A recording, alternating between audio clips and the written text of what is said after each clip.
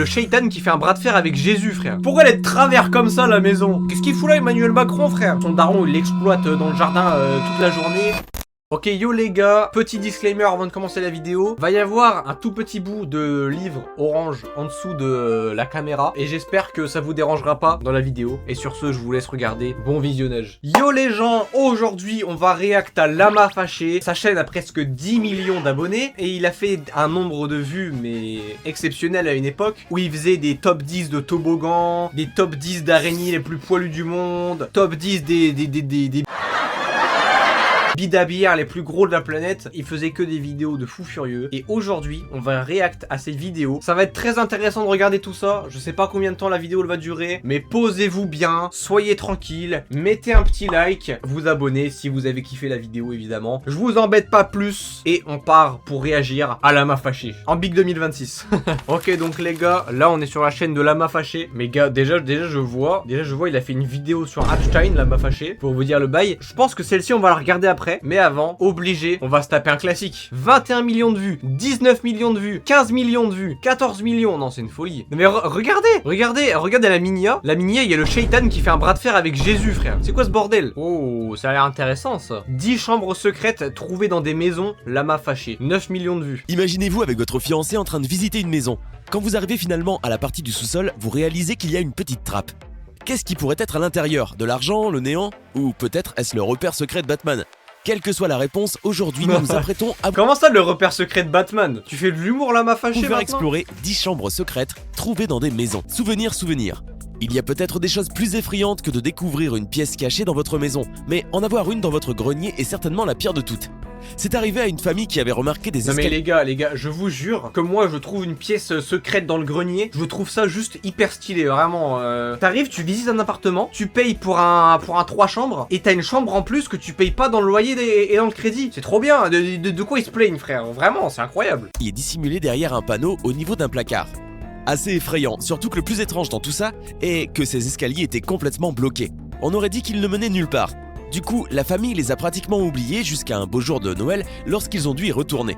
Le père a alors remarqué une fissure dans le plâtre, puis il a abattu le mur pour découvrir ensuite une pièce secrète, où quelqu'un avait vécu. C'était une vieille chambre à coucher avec du papier peint, un interrupteur et même un miroir, une pièce complètement cachée loin du reste de la maison. La famille a aussi trouvé des escaliers qui mènent hors du placard, mais qui étaient bloqués eux aussi. La pièce est finalement tombée dans l'oubli. C'est bizarre de constater les efforts que fournissent certaines personnes pour cacher l'existence de chambres pareilles, surtout s'il n'y avait rien à dissimuler, à moins qu'il n'y avait là un trésor ou autre chose. Le mystère plane encore. Bah en vrai les gars, vous saviez qu'à l'époque, il n'y avait pas de banque. Du coup les gens, ils mettaient leur argent chez eux, tu vois. Et si c'est une vieille maison, en vrai c'est possible qu'ils mettaient juste leur argent ici pour pas que les gens puissent voler s'ils rentraient dans la maison. Après j'avoue que quand tu te rends compte qu'il y a une pièce comme ça dans ta maison, ton cerveau reptilien là il commence à te dire il faisait des rituels sataniques dans la pièce mon gars, ta maison elle est hantée. Tu commences à te dire des trucs de fou, après tu vois que ça dans ta maison, vraiment c'est une folie. Un test concluant. S'il y a une leçon à retenir de cette vidéo, c'est que lorsque vous emménagez dans une nouvelle maison, vous devriez vérifier tous les murs, pour être sûr qu'il n'y a pas quelque chose de suspect. Ici encore, rien ne laisse présager que cette maison renferme des secrets. Pourtant, cet homme y a découvert une pièce dissimulée. Comment a-t-il fait? C'est les backrooms. Eh bien, il a fait le tour de la maison en tapant sur chaque mur pour tester la résonance, jusqu'à ce qu'un mur sonne complètement creux. Ne pouvant tout simplement pas hésiter à l'envie de regarder ce qui se cachait derrière, l'homme a littéralement coupé un carré du mur. Puis il a rampé à travers le trou, et une fois de l'autre côté, ses doutes se sont confirmés. Il a découvert une énorme pièce cachée derrière le plâtre, complètement vide et vieille, mais qui avait l'air en bon état. Le mec, il était en train de s'amuser à faire le mec bof, là, à toquer dans tous les murs, pour voir en mode si c'était du placo ou pas. Il a trouvé une pièce secrète. Mais c'est incroyable, c'est incroyable. Je me demande la raison pour laquelle cette pièce a été cachée, surtout qu'elle semblait complètement fonctionnelle. Étrange tout ça. La maison des voleurs. Lorsque vous êtes en train de visiter une maison en vue de l'acheter et que vous regardez partout, on sait que vous avez tendance à poser des questions banales, voire ennuyeuses, du genre « Comment le chauffage fonctionne ?» Cela dit, lorsque cette famille a emménagé dans leur super maison à Denver au centre des États-Unis, elle aurait probablement dû s'interroger sur les personnes qui y vivaient en premier. Parce qu'elles ont laissé beaucoup de... On dirait tellement une maison dans Gumball. Elle aurait probablement dû s'interroger sur les personnes qui y vivaient... T'es mort? Pourquoi il y a une porte qui mène sur le vide? C'est quoi cette maison de con là? Pendant que les nouveaux propriétaires abattaient quelques murs, ils ont senti une odeur soudaine de brûlé, comme si beaucoup d'allumettes venaient de s'allumer à la fois. La famille a creusé un peu avant de découvrir une longue file d'allumettes menant à un vieux journal coincé dans le mur. Cela vous semble insensé, n'est-ce pas? Eh bien, figurez-vous qu'il s'est avéré que les propriétaires d'origine étaient des gangsters, qui avaient prévu de détruire des preuves au cas où les flics frapperaient à leur porte. En plus de ça, ils avaient aussi une cachette secrète dans le sous-sol qu'ils ont plâtrée quand ils sont partis pour s'assurer que jamais personne ne la trouve. La leçon à retenir ici est que la prochaine fois que vous envisagez d'acheter une nouvelle maison, vous devriez probablement vous renseigner sur les anciens propriétaires. Mais les gars, c'est juste hyper stylé. T'as une pièce en plus que tu payes ni dans le crédit ni dans le loyer. C'est incroyable. Je vérifie une fois que j'ai acheté la maison. Une découverte inattendue. La bonne nouvelle est que ce mec a eu beaucoup plus d'espace qu'il ne l'aurait cru quand il a emménagé dans son nouvel appartement. La mauvaise nouvelle est que l'espace supplémentaire qu'il a obtenu ressemble à quelque chose qui sort tout droit d'un film d'horreur. En effet, je ne pense pas que vous voudriez passer beaucoup de temps là-dedans. Sa découverte, il l'a faite tandis qu'il explorait ce petit appartement. Il a aperçu une trappe étrange sur le sol. Il l'a ouverte pensant que ce serait probablement un lieu de stockage supplémentaire. Il avait effectivement à peu près raison car il y avait bien un espace de stockage, mais il y avait aussi un énorme donjon qui s'étendait sous ses appartements et ceux de ses voisins.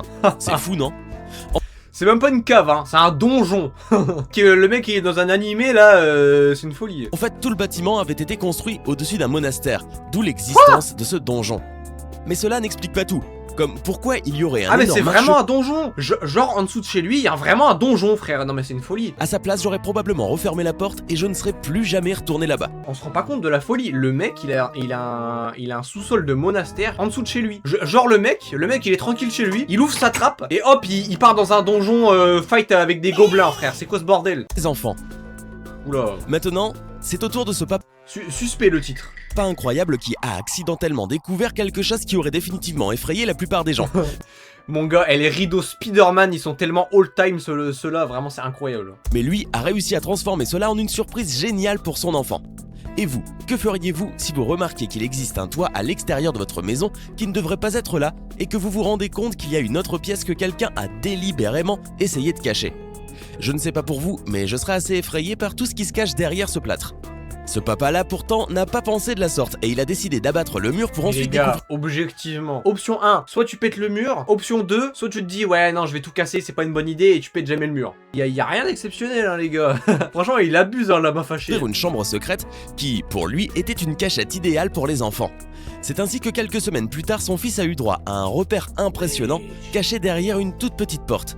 La chambre secrète est très vite devenue l'endroit favori du petit. Oh, il se met trop bien. C'est ainsi que quelques semaines plus tard, son fils a eu droit à un repère impressionnant caché il se met trop bien. Oh là là, il est en train de regarder Ninjago, mon gars. Là, il y a des Lego, il y a des rideaux Spider-Man. Vraiment, ce gosse est trop bien. Il doit avoir une enfance de fou furieux, vraiment. Une toute petite porte.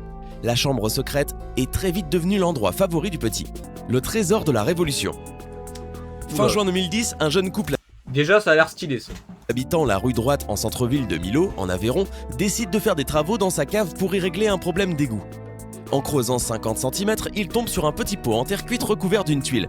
Celui-ci abrite 34 pièces d'or datées de 1595 à la Révolution, pendant laquelle elles avaient dû être cachées. Dans une situation financière compliquée, les Milavois cherchent alors à vendre leurs trouvailles. Un homme rencontré dans un hôtel leur propose 1800 €. Une immense arnaque, proteste Marc Aiguille, le numismaste ayant expertisé depuis ce trésor. C'est du vol, renchérit-il. Bah après, honnêtement, hein, si le premier mec à qui tu parles, il te propose 1800 balles pour des pièces random comme ça, c'est qu'il y a un problème. Milavois refuse l'offre et viennent alors le trouver. Ah voilà, ils ont refusé l'offre et ils ont bien fait. Ils ont très bien fait. Qu'ils se penchent sur leur nouveau bien. Les yeux me sont tombés de la tête, s'exclame-t-il. À 57 ans, c'est la première fois que je vois ça et pourtant, je cours après les monnaies depuis que je suis minot. Parmi les pièces se trouve un double louis d'or de Louis XIII avec un poinçon de Jean Varin, considéré comme le plus grand graveur de monnaie de l'histoire de France. Parfaitement conservé, cet écu... Ah non, alors là c'est vraiment stylé les gars par contre. Hein. Concernant le propriétaire historique de l'or, il devait être très riche, confirme-t-il. C'est une tirelire bien remplie pour l'époque. Mais sa descendance n'aura pas la chance d'en profiter, puisque selon l'article 716 du Code civil, la propriété d'un trésor appartient à celui qui le trouve dans son propre fonds. Ce qui n'est pas le cas lorsqu'il est trouvé par quelqu'un d'autre au sein d'une propriété qui n'est pas la sienne. Heureuse découverte. Evil English, un utilisateur de Reddit habitant dans le Tennessee, a fait une découverte dont la plupart d'entre nous ont toujours rêvé. Et les gars, vraiment, les utilisateurs de Reddit, j'ai vraiment l'impression qu'ils ont une vie qui n'a aucun sens. Ils trouvent des trucs tous les jours. Je sais pas, Reddit c'est un monde parallèle les gars, je comprends pas comment c'est possible. En nettoyant la maison de ses grands-parents à la campagne, il a déniché un coffre-fort enfoui dans le sol sous un placard. Le défi était alors de l'ouvrir. Après de nombreuses tentatives infructueuses, Evil English a demandé l'aide de Tim, un serrurier. Dans un espace très étroit, Tim s'est mis à l'œuvre sans relâche. Il est enfin parvenu à retirer la serrure et à ouvrir le coffre. Une découverte extraordinaire l'attendait. Un tas d'objets ressemblant à des briques est apparu au premier regard. Il s'agissait en fait de boîtes. Le coffre était rempli de paquets et de rouleaux de pièces de monnaie. Si c'est des rouleaux, il y a un monde où c'est des gens qui ont braqué une banque et qui ont caché ça là. Il y a un monde. Pensait à sortir du coffre une quantité innombrable de pièces et de billets. Malheureusement, une grande partie de cette somme d'argent avait été rongée par l'humidité, causée par un dégât des eaux quelques années auparavant. Cependant, malgré leur emballage abîmé par l'humidité, les pièces de monnaie étaient intactes. Sous les paquets de monnaie, ils ont trouvé une boîte à outils rouillée, remplie de montres et de bijoux. En partageant son expérience sur Reddit, Evil English a reçu de nombreux conseils de la part des autres utilisateurs. Certains lui ont même donné une estimation sommaire de sa trouvaille qui pourrait valoir plus d'1 millier de dollars. Comme si cela ne suffisait pas, Evil English et son frère ont trouvé par la suite un autre coffre dissimulé dans une table basse. Evil English promet aux lecteurs de Reddit qu'il publiera de nouvelles photos dès que les objets seront nettoyés. Nous avons hâte de les voir. Après tout, c'est assez rare de voir d'aussi près la découverte d'un trésor. Et vous, qu'auriez-vous fait en découvrant ces endroits secrets ? Auriez-vous eu le courage de les explorer ou la peur de vous y aventurer ? Mec, non seulement je les aurais explorés, mais je les aurais aménagés, frère. T'imagines, tu vois le mec qui a un monastère en dessous de chez lui, là. Mais le mec est trop bien. Tu te fais une salle de sport, un cinéma. Tu peux tout faire, frère. C'est vraiment ce que j'aurais fait, moi, en tout cas. 15 choses abandonnées dont vous ignorez l'existence. Partout dans le monde, il est normal de voir des bâtiments abandonnés qui, avec le temps, commencent à avoir l'aspect de maisons hantées de films d'horreur. Ouais. Par contre, il existe aussi d'autres choses très étranges qui ont été abandonnées à travers le monde. Certaines parce qu'il est impossible de les déplacer, d'autres à cause du coût élevé que demande leur suppression. Aujourd'hui, nous allons donc nous intéresser à 15 choses abandonnées dont vous ignorez l'existence. La montagne du diable. Connue sous le nom de Teufelsberg, cette Déjà, le truc a un nom de malade mental. Il s'agit d'une colline artificielle de 120 mètres de haut qui a été constituée pendant les 20 ans qu'ont duré les travaux de reconstruction de la ville, avec les débris de la Seconde Guerre mondiale. Or, en juillet 1961, au plus haut point de cette colline, les États-Unis construisirent l'une des plus grandes stations d'écoute afin de contrôler les communications de l'Europe pendant la guerre froide. Après la chute du mur de Berlin, cette zone fut totalement abandonnée. Les débris d'un accident. Le 8 octobre... les gars, c'était tellement le meilleur endroit pour faire de l'urbex, l'endroit d'avant, là, la montagne, je sais pas quoi, là. En 1970, l'avion de transport C-121 s'écrasa près de la base McMurdo en Antarctique. L'avion avait décollé de Nouvelle-Zélande mais a été pris dans une forte tempête qui obligea le pilote à changer de direction. Seulement, l'avion n'avait pas assez de kérosène pour atteindre sa nouvelle destination et le pilote décida de faire un atterrissage. Les gars, je viens d'avoir un flashback là. Ça me fait penser, vous savez quand Captain America il est sorti de la glace de je sais plus où là, c'est tout. Forcé dans la neige. Toutefois, ramener l'avion de l'Antarctique était si coûteux qu'ils décidèrent de l'abandonner là. Carapace glyptodonte. Un jour qu'il se promenait dans sa propriété, le paysan argentin José Antonio Nievas aperçut une petite grotte sur la rive d'une rivière qui coulait à travers son domaine. En approchant, il vit un gros objet rond qui ressemblait à une roche. Intrigué, José Antonio décida de se rendre à la capitale Buenos Aires pour informer la police de sa trouvaille.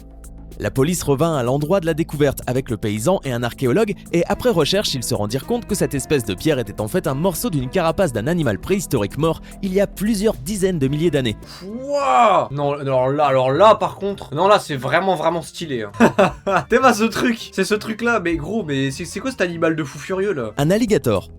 Au milieu de la nuit, la propriétaire de cette maison s'est réveillée car elle entendait des bruits étranges dans son jardin.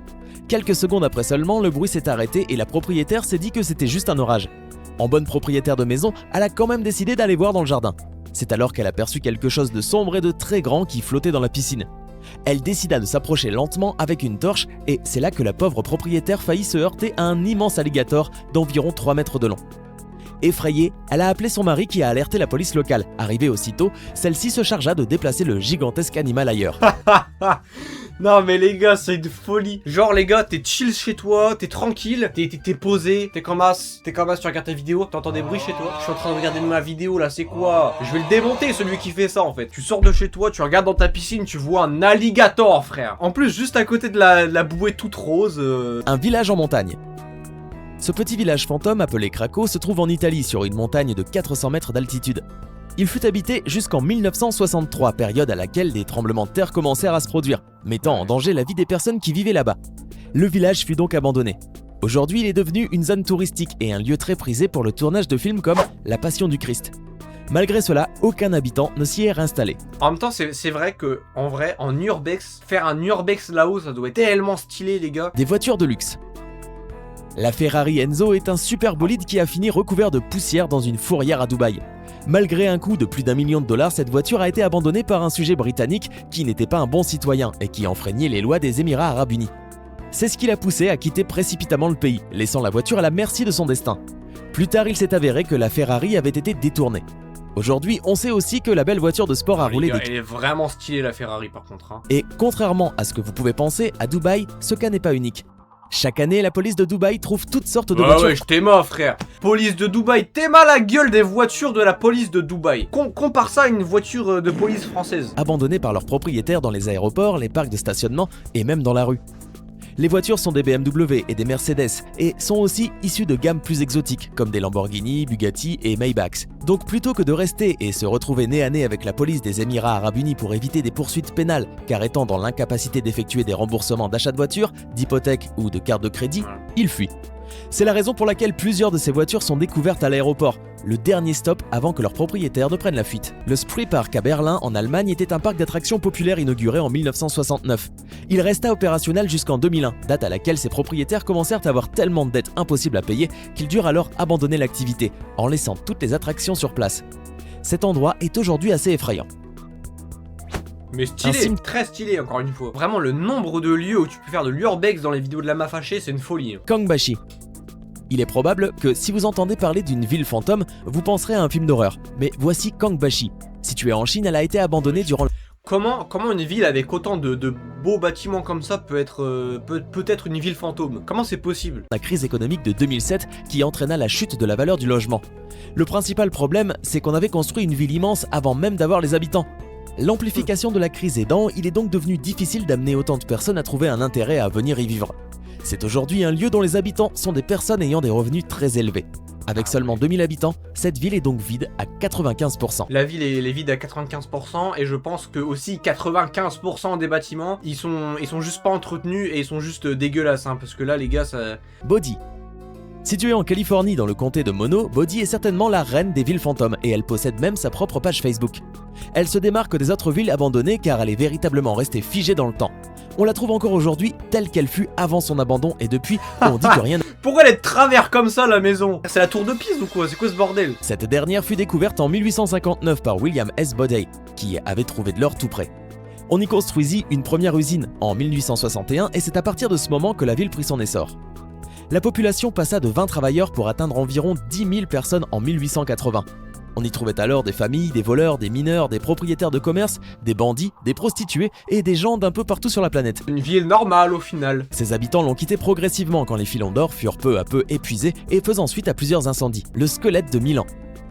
Ali, un jeune turc de 14 ans, avait travaillé dur pendant des jours sur la construction d'un étang à truites dans le jardin de sa maison. Après 2 semaines d'excavation... Déjà le mec à 14 ans, il se fait exploiter pour construire des étangs dans son jardin et en plus il découvre des squelettes. Non mais... Il trouva un petit morceau d'os. Il se dit qu'il s'agissait certainement d'un animal mort depuis plusieurs années, jusqu'à ce qu'en continuant, il se heurte à un crâne humain complet. Intrigué par cette découverte, il courut le dire à son père et tous les deux en informèrent la police locale. Ce squelette fut envoyé à un spécialiste et après plusieurs analyses, il fut prouvé que les restes appartenaient à un indigène qui aurait vécu dans cette région il y a plus de 1000 ans.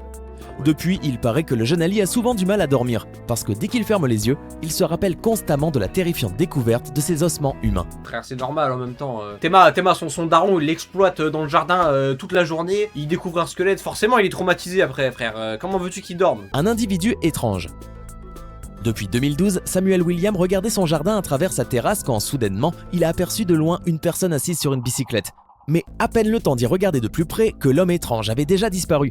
La nuit suivante, il décida de quand même faire plus attention et regarda un peu plus souvent que d'habitude vers son jardin. Et devinez quoi?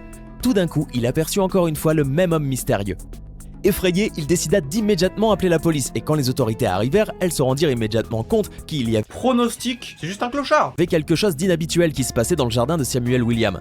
Et oui, cet homme étrange était en fait un vagabond qui avait vécu un mois dans ce jardin sans que le propriétaire ne s'en doute. Voilà, j'avais dit quoi. Mais en vrai de vrai, ça dépend du pays. Mais il sera mieux en prison que dehors en vrai. Les gars, j'allais dire, je viens de me rendre compte qu'il y a le truc orange sur toute la vidéo. Et j'allais dire, à partir de maintenant, il y aura plus. Et qu'est-ce que je fais en premier? Je remets la caméra dans le même angle. Je suis un trou de balle, c'est terrible. Ces propriétaires fous ont osé bâtir ces maisons. Dans le domaine de l'architecture, il y a des créations qui défient notre compréhension et notre sens de la réalité.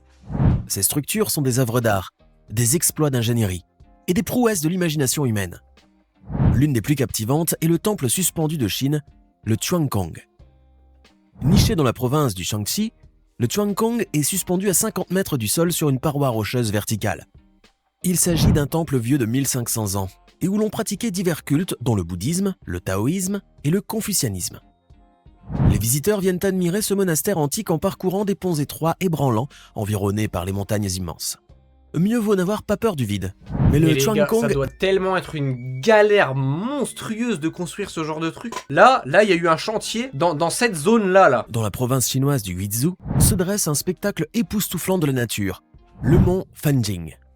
Imaginez une terre où la faune et la flore sont uniques au monde, avec des animaux rares tels que les rhinopithèques dorés. Les gars, une terre où la faune et c'est le Vinland. C'est juste le Vinland en fait ça. Là dans les champs là, il y a Thorfinn. C'est le tableau que ce site propose aux visiteurs émerveillés. Mais contrairement à ce qu'on pourrait croire, le mont Fanjing n'est pas uniquement une réserve naturelle, car c'est aussi un lieu sacré, un sanctuaire bouddhiste dédié... Attends, quoi? Il y a littéralement un pont au-dessus de la fente du caillou. Mais non, mais gros. Normalement, ce genre de maison, tu les fais que sur Minecraft. C'est quoi ça? En un mot, pour les amoureux de la nature et les aventuriers, le mont Fanjing est une destination incontournable. Dans un coin pittoresque du nord de l'Italie, près de Vérone, se trouve une merveille architecturale qui défie les conventions.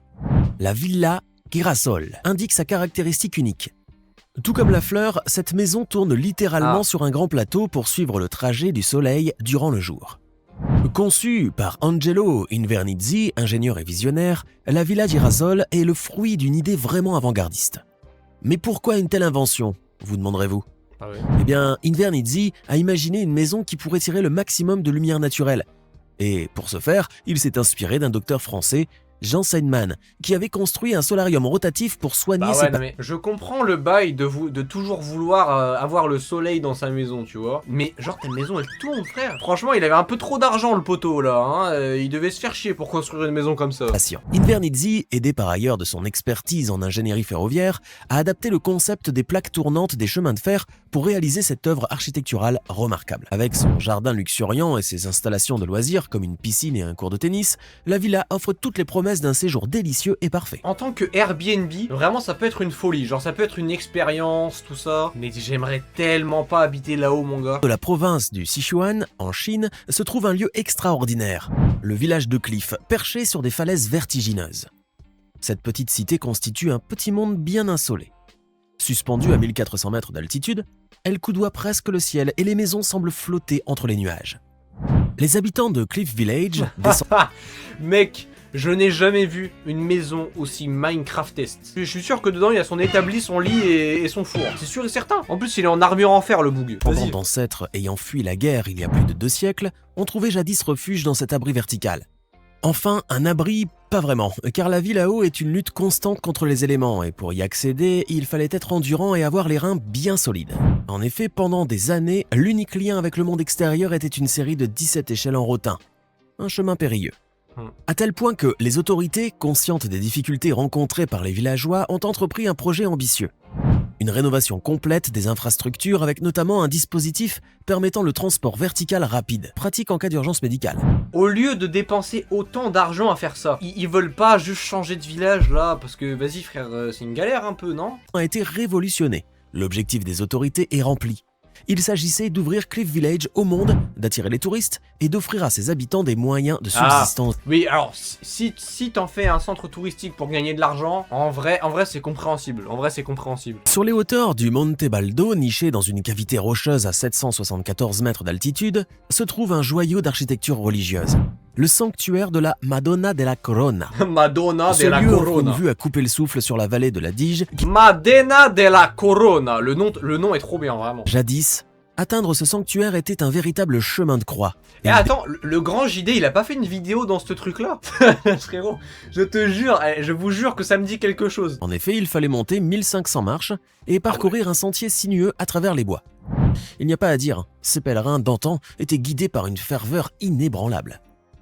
Aujourd'hui, une route asphaltée facilite l'accès, mais le lieu n'a rien perdu de sa magie. Le sanctuaire sert non seulement de lieu de prière, mais aussi d'espace pour la méditation et la réflexion intérieure. L'histoire du sanctuaire débute au XVe siècle. Au départ, c'était un simple ermitage. Transformé en sanctuaire dès 1625, grâce à l'appui d'un ordre religieux qu'on appelait les Chevaliers de Malte, le lieu a évolué au fil des ans, s'enrichissant d'une façade gothique, de statues en marbre et d'un clocher imposant. Ce qui fascine le plus dans cette architecture, c'est l'escalier, inspiré de la Scala Sancta de Rome, et qui symbolise le chemin parcouru par Jésus lors de sa passion. Les pèlerins montent ces 28 marches à genoux, s'arrêtant pour prier et se recueillir à chaque étape. Vous imaginez un peu l'ambiance. Au final, je pense que le grand JD n'a pas fait de vidéo dans cet endroit. Avec la description qu'il vient de nous dire, là, je sais pas, hein, franchement. Vous connaissez certainement le lac Tonlé Sap, qui est la plus grande étendue d'eau douce. Non, je ne connais pas le lac Tonlé Sap. Sans ce lac, le Cambodge ne serait pas ce qu'il est. C'est une source de vie et de biodiversité incroyablement riche. À tel point qu'en 1997, l'UNESCO l'a proclamé réserve mondiale de la biosphère. Eh bien, Tonlé Sap est bordé de villages, avec des maisons flottantes et construites sur pilotis. Seriez-vous tenté par une immersion dans un mode de vie unique? Dans la vraie vie, ça doit être un enfer. Par contre, c'est un vrai concept de jeu. Hein. Tu peux faire un jeu sur Steam, là. Genre, tu construis ta ville sur l'eau, là. En vrai, il y a un concept. Et voici un chef-d'œuvre du romantisme architectural, comme l'Italie était si habile à en produire. Le Ponte Vecchio, tout simplement la construction de pierre la plus ancienne d'Europe. Le Ponte Vecchio. J'aime trop les noms italiens. À Florence. J'aime trop les noms italiens. Construit en 1345, ce pont emblématique 1345. Non mais frérot, ça y est, abuse de l'ancienneté aussi. N'était pas aussi prestigieux à l'origine. En effet, il s'y trouvait alors des magasins de boucherie. Mais Fernand Ier de Médicis, qui gouvernait Florence, ne pouvait plus supporter les odeurs pestilentielles qui émanaient de ces commerces. Il ordonna par conséquent leur fermeture. À leur place, des bijoutiers et orfèvres s'installèrent. Aujourd'hui, ce monument se distingue non seulement par ses maisons suspendues, mais aussi par une nouvelle mode que vous connaissez sûrement, celle des cadenas d'amour. Sur la moitié de ces cadenas là, il y a au moins la moitié qui sont plus ensemble, et il y a au moins un quart qui sont morts, hein. Je vous le dis, ça enlève le romantisme, mais je suis sûr que c'est la vérité les gars. Y accrochent des cadenas pour sceller leur amour, bien que les autorités les retirent périodiquement pour préserver... Mais voilà, mais en plus les autorités ils retirent les verrous frère, c'est gaze alors. Au cœur du désert tunisien se cache un trésor architectural fascinant, les maisons de Matmata. Mais c'est toute l'atmosphère de la région qui vous enchantera, avec toutes ces maisons vastes et les petits restaurants creusés dans la montagne. Vous en apprendrez beaucoup sur le mode de vie rustique des Berbères. Non, par contre, en vrai de vrai, il y a un mood. En vrai, c'est stylé en vrai. Nous allons parler maintenant d'un sujet un peu triste. Les enfants qui vivaient dans les égouts en Roumanie. Sous la surface de la capitale roumaine, Bucarest, à l'intérieur des réseaux d'égouts, toute une communauté d'enfants délaissés avait trouvé refuge en 1989. Les gars, c'est l'origine des Tortues Ninja tout simplement. Les Tortues Ninja sont roumaines, on a la révélation maintenant. Et beaucoup d'enfants ont fui et se sont abrités dans les égouts. Là, ils avaient moins froid car les souterrains étaient chauffés par des conduites de vapeur. Ces enfants ont maintenant grandi et sont aujourd'hui des adultes vivant dans l'ombre de la société. Ces tunnels sont tapissés de détritus et de vêtements pourris qui sont souvent utilisés comme lits improvisés. Et les gars, on se rend pas compte à quel point on a de la chance de vivre en France, vraiment. Par contre, wesh, qu'est-ce qu'il fout là Emmanuel Macron, frère? Je parle de la France, il y a Macron dans les tunnels en Roumanie, c'est quoi ce bordel? Ainsi se termine notre vidéo. On espère qu'elle vous a plu. Elle était incroyable cette vidéo et j'espère que vous kifferez autant ma vidéo que j'ai kiffé cette petite vidéo de la ma fâchée. Je vais essayer d'être plus régulier à partir de maintenant. S'il y a 100 likes sur cette vidéo, je refais un épisode de React à la ma fâchée. Sur ce, likez, abonnez-vous et regardez dans vos maisons s'il n'y a pas des petites pièces cachées là parce que ça pourrait être intéressant. Bye les boss!